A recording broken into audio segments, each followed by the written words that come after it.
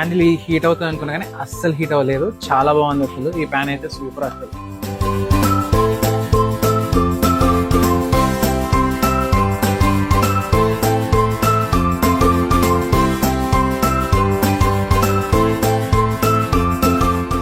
నా పాస్తా మాత్రం ప్రాపర్ గా కుక్ అయింది, ఎందుకంటే హీట్ మొత్తం కంప్లీట్ గా డిస్ట్రిబ్యూట్ అవుతుంది.